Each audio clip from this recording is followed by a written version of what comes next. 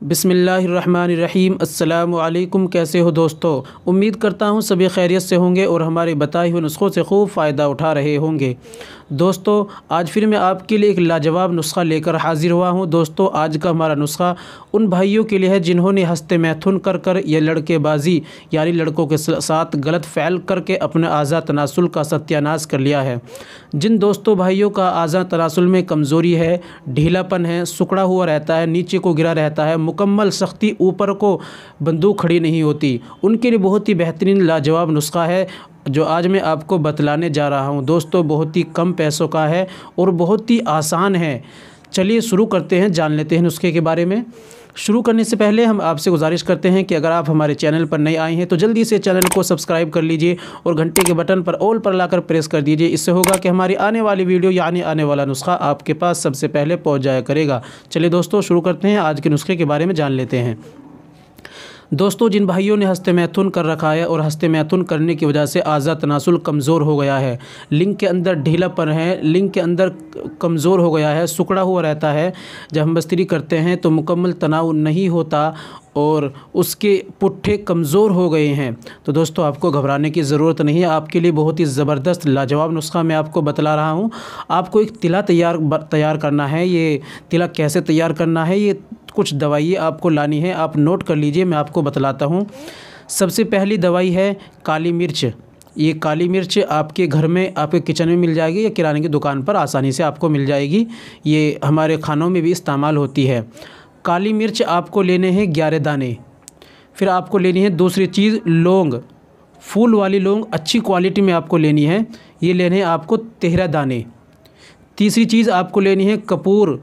ये कपूर लेना है आपको, जिसे काफूर भी कहते हैं। ये आपको भीम सिंह का लेना है, सबसे बेहतर अच्छी क्वालिटी का। ये आपको जितना 10 ग्राम 5 ग्राम जितना आप ले सकते हैं, लेकिन दवाई में 2 ग्राम इस्तेमाल करना है। चौथी चीज़ आपको लेना है रोगने बेज़ा मुर्ग। ये मुर्गे के अंडों का तेल होता है, रोगने बेज़ा मुर्ग। ये 4 चीज़ें आपको लानी हैं और इनको कैसे अब इस्तेमाल करना है, अब ये तरीक़ा आप समझ लीजिए। दोस्तों, काली मिर्च और फूल वाली लौंग दोनों को बिल्कुल बारीक पीस लेना है, पाउडर बना लेना है। जब ये दोनों पाउडर बन जाएं, दोनों को एक जगह मिक्स कर लें, किसी बर्तन में रख लें।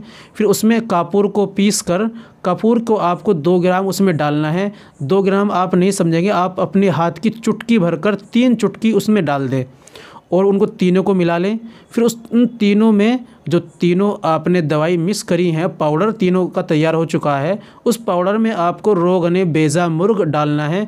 2-3 टपके डालें, फिर आप उसको मिलाएं। यानी कि आपको इतना रोगने बेज़ा मुर्ग डालना है जिससे उसका लेप सा बन जाए। सिर्फ ये लेप सा तैयार करना है। फिर आप उसमें उसको एक जगह मिक्स कर लें, अच्छी तरीके से खूब हाथ की उंगली से मिलाएं, एक उंगली से खूब अच्छी तरह मिक्स कर लें। तीनों दवाई अच्छी तरह से मिल जाए। चौथी चीज़ रोगने बेज़ा मुर्ग आपने ऐड किया है, ये भी अच्छी तरीके से उसमें खूब अच्छे से मिल जाए। अब आप ये लेप तैयार हो चुका है, ये आपकी दवाई अब तैयार हो चुकी है। दोस्तों, अब आपको कैसे इस्तेमाल करनी है, ये कैसे अपने आज़ा तनासुल यानी लिंग पर लगानी है, ये तरीका समझ लीजिए।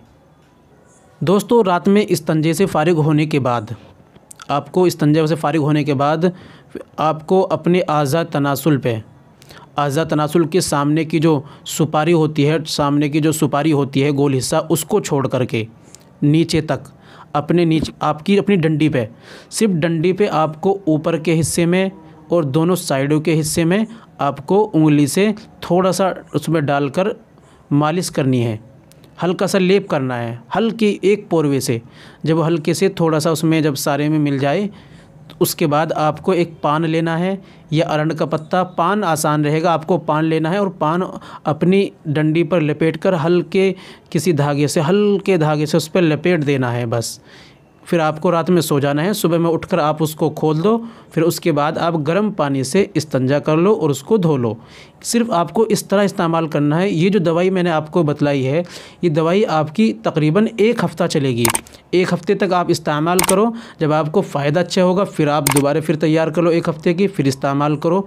इंशाल्लाह बहुत ही ज़बरदस्त नुस्खा है दोस्तों। इस दवाई से आपके जो आज़ा तनासुल की जो कमज़ोरी है वो ख़त्म हो जाएगी, नसें खुल जाएंगी, जाएगी, पुट्ठे मजबूत हो जाएंगे, जो खून का दौर आना जाना बंद हो गया है, नसें ब्लॉक हो गई वो भी खुल जाएंगी, मुकम्मल तनाव पैदा हो जाएगा इंशाअल्लाह। लेकिन आप याद रखें, इससे मोटा लंबा नहीं होगा, इससे आपका मुकम्मल तनाव हो जाएगा, सख्ती पैदा करेगा और आपकी जो परेशानी है आज़ा तनासुल की ये ख़त्म हो जाएगी।